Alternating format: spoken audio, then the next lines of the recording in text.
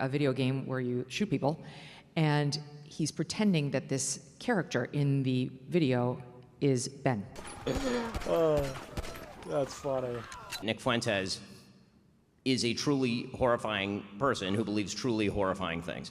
I mean, again, there is a reason why Charlie Kirk despised him. There is a reason why every mainstream political commentator has been highly critical of him. It's the reason why these are not arguments. This is not a person who's making arguments. He is a Hitler-loving troll, and I say that advisedly. He literally says on his show that he loves Adolf Hitler.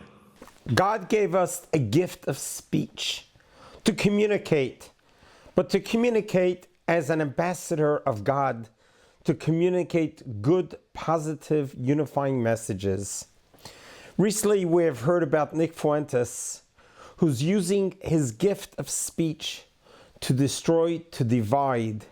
Well, let's listen to this conversation between Megyn Kelly and Ben Shapiro, and we'll discuss it afterwards. Kindly subscribe to our channel so a little bit of light will push away a lot of darkness. You and I have talked about Nick Fuentes many times over the years in our many appearances together, and that's how I knew about him, because he was saying absolutely terrible things about you. And I am going to show a video, please forgive me, of one of my first introductions to this guy, Nick Fuentes, and what he was saying about Ben. This is a video of him showing himself playing Grand Theft Auto, right, a video game where you shoot people, and he's pretending that this character in the video is Ben. Let's watch. Ah!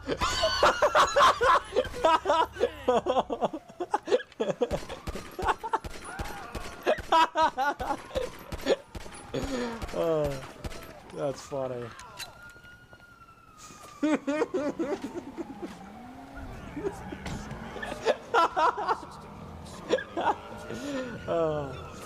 Oh, that's funny. Yeah, that makes me laugh and laugh. That's a funny one.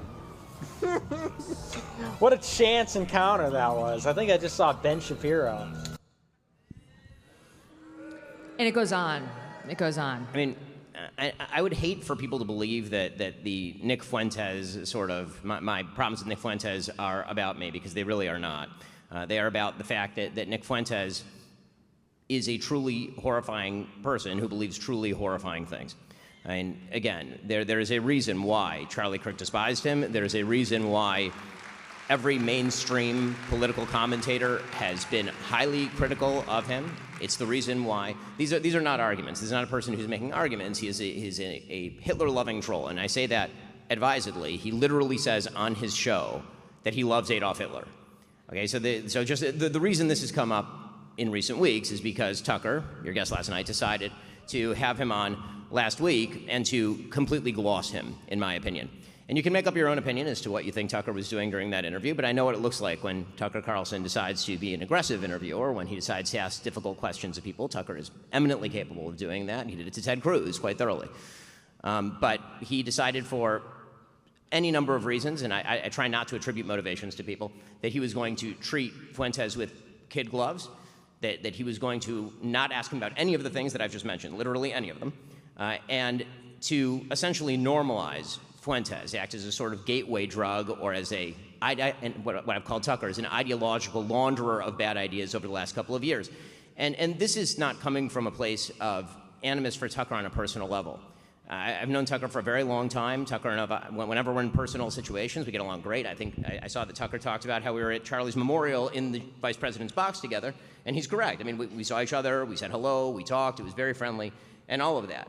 And it's also true that a couple of days after Charlie's murder, he reached out and he called me and he said, listen, I know that we're at odds, and we've been at odds for a number of reasons, mainly political. I mean, again, on a personal level, I'd go fishing with Tucker anytime.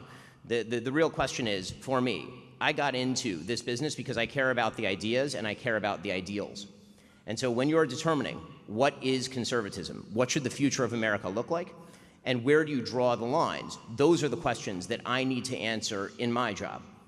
For me, my business is really not about friendship. I have lots of friends, people who I love, with whom I disagree on politics and don't believe they should be leaders in the conservative movement, for example.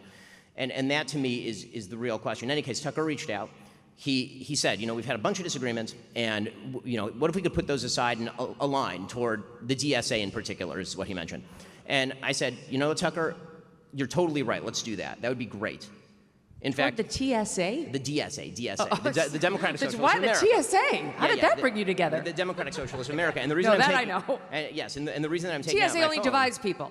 is because, yes, the reason I'm taking out my phone is because I don't just, I like to evidence what I'm saying with, actual evidence.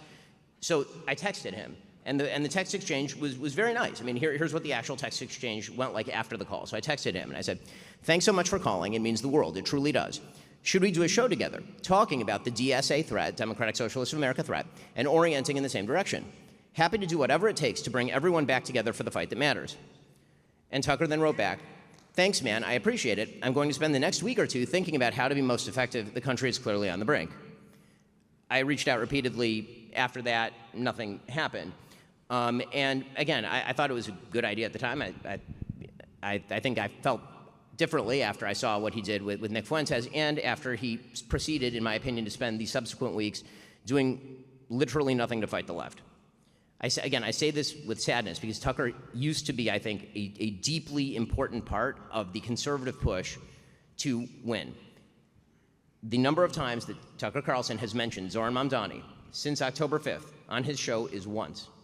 And it was in the context of Marjorie Taylor Greene and Tucker Carlson talking about the appeal of Zohran Mamdani. Just by way of contrast, not because I'm a perfect representative here, but because you talked about Zohran Mamdani a lot. A lot of us have. Since October 5th, I did 17 separate shows on Zohran Mamdani, including 4 in the last week before the election. Okay, because when you're orienting against the left, you really should orient against the left. Okay, so a lot in there. I think, just to be clear, so the breakdown from the detente after Charlie was him interviewing Fuentes? Was that the next thing that happened that led to the blow up? I mean, yes. I mean, okay. I had not spoken a word. There so it were wasn't things that he attacked you, or you had no, something? I don't care about people attacking interview. me, and I don't think Tucker cares about people attacking him. I mean, again, we're professionals. We're in a business where people comment on what we say publicly. Again, this is why I think you and I differ on our angle with regard to, for example, Candace Owens. I think that what Candace Owens is doing right now is evil. It is evil what she is doing right now. Okay, and I say that again. But what? Because I didn't opine on whether it's evil or not, but my position is it's really none of my business. And why is it? But I have a question. Why is it none of your business? I mean, you comment on these things for a living. I'm not mother of the internet. No, but if this were on the left and somebody were accusing Charlie Kirk of his wife having murdered him, I assume that you would be talking about it. Is that what Candace is accusing Erica of? Yes. Of murdering her own husband? She's accusing TPUSA insiders and other members of the right wing, including Seth Dillon, of being involved in the murder of Charlie Kirk, yes. Okay. Like I said, I don't take in that content, which is an honest statement. I don't have time to watch Candace's show. I believe you. But the point that I'm making is that what I that understood friendship Candace should to not, have in been our doing. business, I think it's important. Listen, Candace friendship and I are should not friends. trump. We don't even know each other. I understand, but even with Tucker, friendship should not trump our manifest requirement to speak out when people do and say things that are both detrimental to conservatism and morally wrong. Okay, so I don't totally disagree, but I think the way of handling that, at least for me, is much different. So I saw things go south between you and Tucker, at least from my vantage point, when you disagreed on Israel. That was obvious. And he was, well, let me just make my point. Sure. And so he was saying things that were critical of Israel and our policy towards Israel. And then you did one show where you did what I thought you should have done if you disagreed with him, which clearly you did, which is say what you believe and what you think is factual and educate your audience on what you think are the real facts and give them the evidence for it. But you named him and it felt like an attack. And that, to me, was the beginning of the end, where he was like, now it's on. Because he felt personally attacked by you, as opposed to just challenging his idea. I think you named him and you kind of diminished him. And, he's an 800-pound gorilla, and if you mess with a gorilla, he's going to fight. And to me, that's where it started to go south. And because I remember that day being like, oh, shit. Well, I don't want to see this. But here's the thing. I would urge everybody to go back and listen to the show that you're referring to, where I criticized Tucker's ideas, not Tucker as a person. Tucker then responded by claiming that I do not love America. That is a direct quote. That I do not love America because I was spending too much time covering the October 7th attacks, and then proceeded in January to then say that I wanted his children to die in a foreign war. Okay, so I mean, those are different. That's a rhetorical. No, it is point. not. I'm sorry, it's not. An attack on motivation is a very different thing from an attack on an idea. His point was that you were sounding like a neocon, and he's upset with anybody who wants us to get too involved in Israel's conflict because he feels it endangers American children. Okay, the idea that, number one, the idea that I want the United States to be directly involved in Israel's conflict is not true. No, I know that, Ben. I've been urging Israel to get off of American aid for literally as long as I have been active in politics. But I'm making clear what his point was. But my point is that that's not his point. And again, none of this. So we disagree. We disagree on the interpretation of what Tucker has been doing for the past 2 years, and it's very difficult for me to believe that Tucker is merely anti-Israel when, for example, today in his newsletter, I mean, I can directly quote it if you'd like. In his newsletter today, he claimed that Zoran Mamdani is not anti-Semitic. This was his newsletter today, this morning. I mean, I'm happy to read the text. It's a little extraordinary because again, it is kind of shocking stuff. So here's what Tucker Carlson wrote in his newsletter today, or what his newsletter says under his name. He said, "Is the incoming mayor a fan of Israel? Does he want America to fight its wars? Not particularly. But a Jew hater? That's a different conversation. We've never seen anything to suggest he falls into that ugly camp. If we're talking about fighting the left, defending Zoran Mamdani, who literally said that he has no opinion whether Hamas should disarm, who posed alongside the 1993 World Trade Center unindicted co-conspirator, who would not disown globalize the Intifada, who suggested that whenever there is a New York Police Department boot on somebody's neck, it's an IDF lacing the strings, to suggest that that's not anti-Semitic in any way? No way. Okay, but listen. Or I'm going to give you a defense of Tucker here, and I don't need to defend Tucker because I'm not Tucker. Tucker can perfectly but well I'll just defend say, himself. I think in general, because I know him and I listen to him and I understand generally where he's coming from. He would say his problems are with Israel, and he would say that shot that Mamdani laid against the IDF is a shot against the IDF. And Israel and how he thinks they're pro-war, not against Jews. Okay. And I think all I can say is when Tucker Carlson finds himself in Ben. complete alignment with Zoran Mamdani, it is very difficult for me to believe that he does not agree with Zoran Mamdani. I think Tucker is in a place right now of the same place that Charlie was getting to toward the end of his life, the same place that some people had tried to drive me, which is you're under withering, nonstop accusations of being something you know you're not. But from some people who you love and who you've been protecting, at least in my case and Charlie's case, for 2 years, who you've been completely defensive of. Megyn, and Charlie and I both felt, because we talked about this on my show, like, what's happening here? Why are they dropping charges of anti-Semitism against us when we love Jews and we're both open Semites? We're Zionists. Thank you very much. This was a wonderful interview and an open discussion with Mr. Ben Shapiro. Well, we always appreciate Ben Shapiro standing up for the right and standing up and telling the truth as it is. Besides Ben Shapiro being an Orthodox Jew, he's proud to wear his kippah, and he has no shame who he is, where he's from, what he believes in, and is working as hard as possible to set the record straight. So when he had comments about Tucker Carlson, it's no secret. We all were able to relate to it. At some point, Tucker Carlson was truly defending the conservative right and was a part of the party trying to defeat the left. And then all of a sudden, things started to change.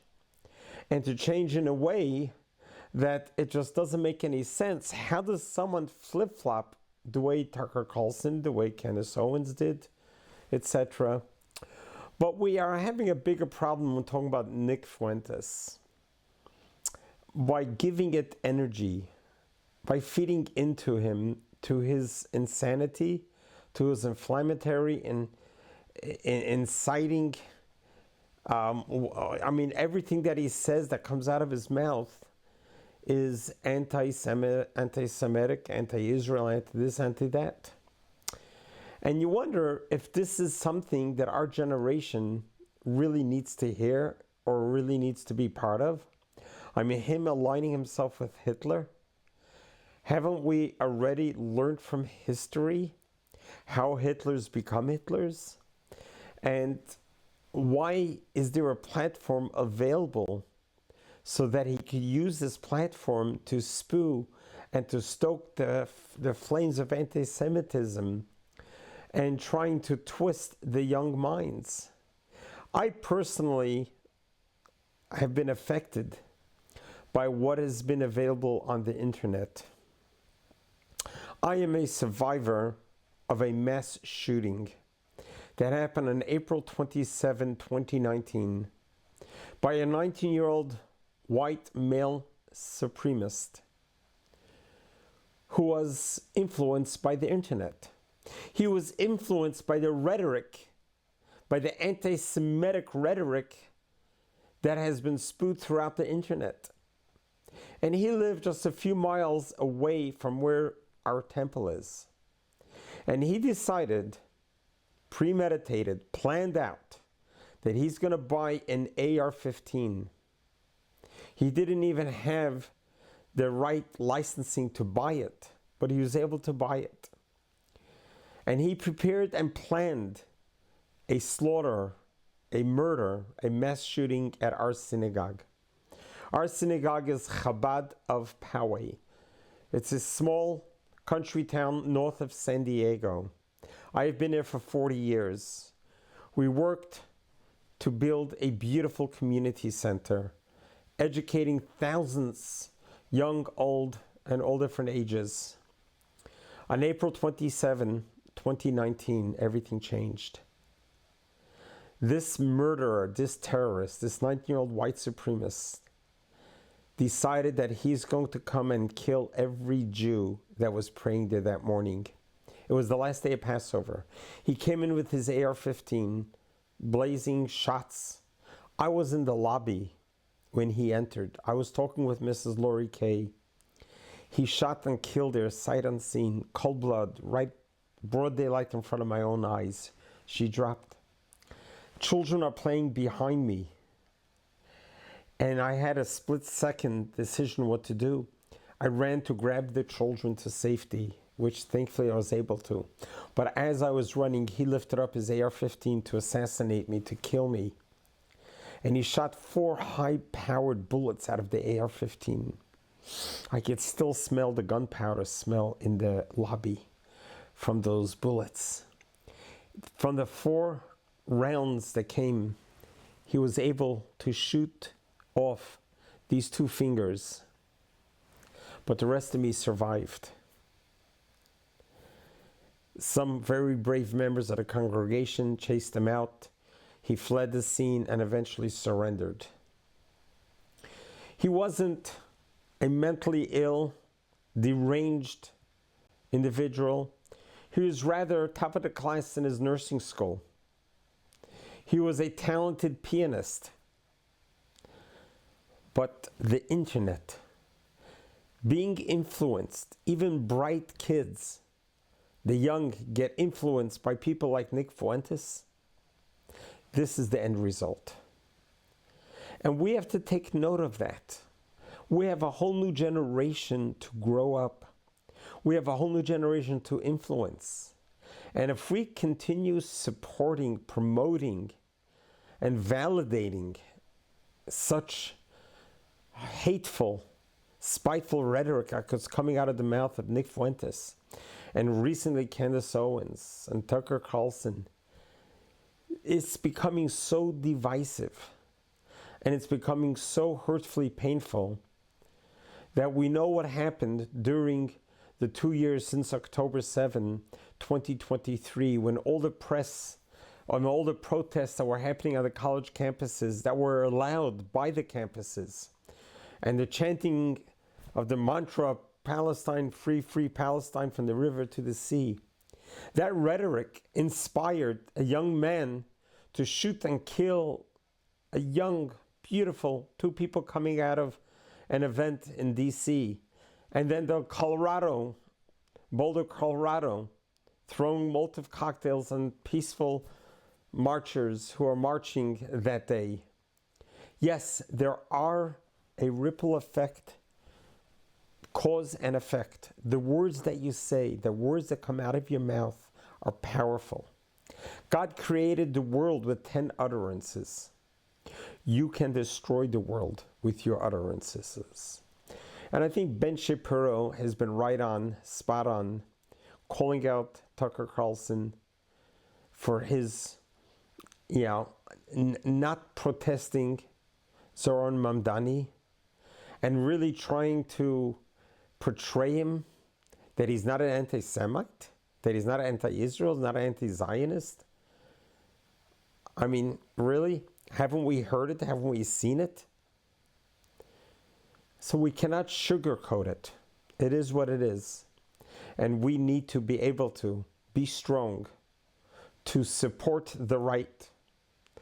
And whether you consider yourself conservative or liberal or central, one thing we have to consider is we need to protect the United States of America and its freedoms that our forefathers fought so much for, to give everyone a right to live, a right to practice their religion, and a right to be able to coexist and embrace each other. That is what America was built on. In God we trust is not just printed on our currency. Trust has to be from within. In God we trust means we don't just believe in God, but we trust in God. And God created this beautiful world, not that we should hurt each other verbally, literally, figuratively, but how we need to find ways to connect and build each other. So I hope these great talented orators should use the strength, the power, the gift of talk, of communication, to talk unity, to build people instead of tearing people down. And when there is negativism and evil out there, we have to shut that down. And let's pray, and we hope that we could accomplish that. God bless you. God loves you.